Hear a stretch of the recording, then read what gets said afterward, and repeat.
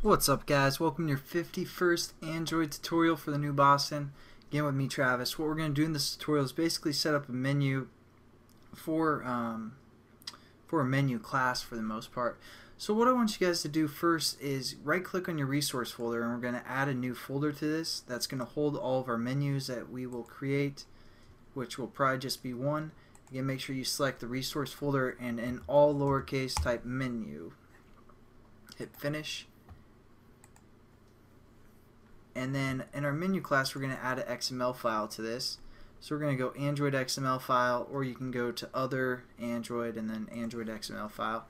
And this is just the same way we set up a layout. And generally our layout would be clicked, but now as you can see, the menu is clicked. So it kind of knows what we're doing. And then we're just going to say cool menu, something like that. Underscore menu.xml. Again, all lowercase. And then you'll save yourself some headaches. Now what we're going to do is just click over into the actual XML code instead of our layout like that, and within our menu, as before, we'd see like linear layout here, but now it knows that it's a menu as well. So we're going to set up some items within our menu. As you do the open or greater than sign, you can see it takes a group or an item. We're going to set up some items. First thing we want our item to have is a title. So instead of saying text equals, it's actually title when we're working with menus. And we're going to say about us, something like that. And then we also need to say Android ID, and we set this up just like every other time, at plus ID / and then about us is what we're going to refer to our ID as. Then just to show you guys some other stuff, we can say Android, and then for example, numeric shortcut. If they have a keyboard on their phone, they could press like number 1, 2, 3, or whatever we set this equal to, such as 1. If they press the number 1 when our menu is inflated, it's going to select this item. And also, as well, you can do Android alphabetic shortcut equal like to A, which would be about us. It'd click this menu as well. So that's enough stuff within this menu, or this item for the most part. So we're just going to copy that and create one more item, and we're going to call this one preferences.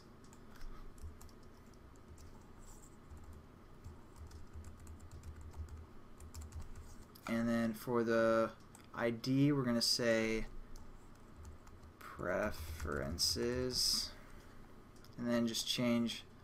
I'm just going to delete these because I don't really care about those for the most part.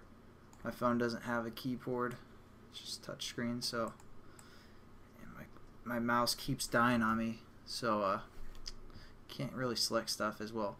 Alright, so there we go. Got our 2 items set up. Just exit out of there, and as you can see, we have our menu called cool menu.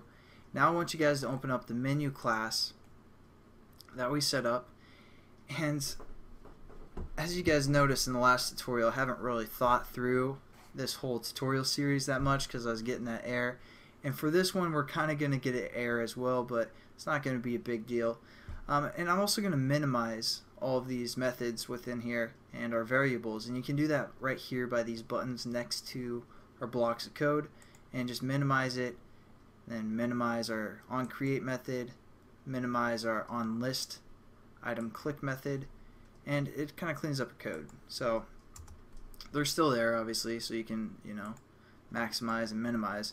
Then we're just going to go within this bracket here, and we're going to right click, and we're going to go down to source again, override implement methods, and it's not under a list activity, it's under a regular activity. We have a method called on options.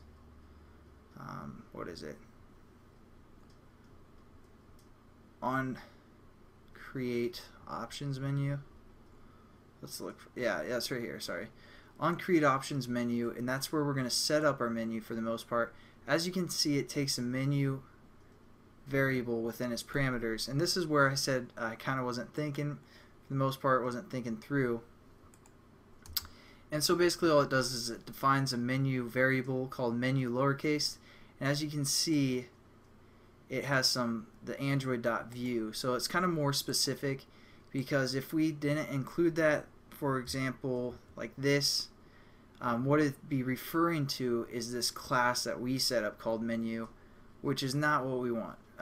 So we probably should have labeled this class something different, like my menu or something, because there's an actual class called menu from the Android SDK. So thankfully it kind of imports that for us as well. It's going to know it's talking about the SDK menu class, not our menu class. And then it's going to set up this variable menu that we can work with, but we aren't going to really worry about that. Now what I want you guys to do is, this is pretty important for now, so delete this return for this first line of code that most likely got imported. Delete that, otherwise we're going to get an error. And I'm just going to leave it there to show you guys, because a lot of times people like watch the tutorials and they get an error and they don't know where they messed up. So I'll show it to you guys one more time that we need to delete that. What we're going to set up within our bracket is something called a MenuInflater, and this is going to inflate our menu for the most part. So we're going to say MenuInflater, and we're going to say blow up, I don't know, something like that.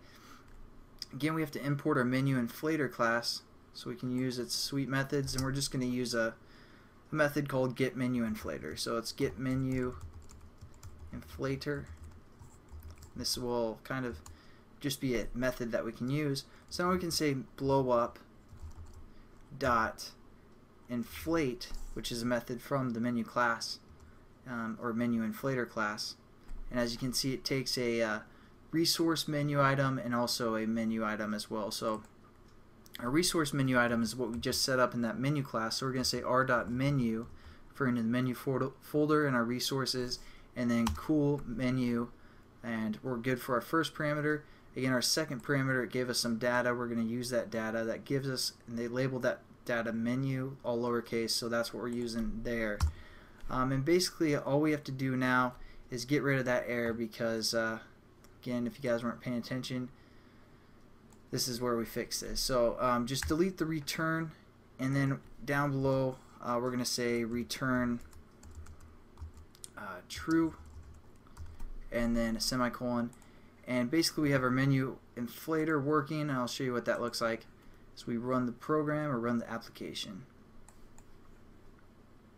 And again, yeah, I probably should not called this class menu when we started, but no biggie. So now when we hit our menu item right here, it pops up a little menu for us with 2 menu items. And these menu items don't do anything. That's what we're going to set up in the next tutorial if you click them, but that's all that does. So there we go. I'll catch you guys in the next tutorial. Have a good one.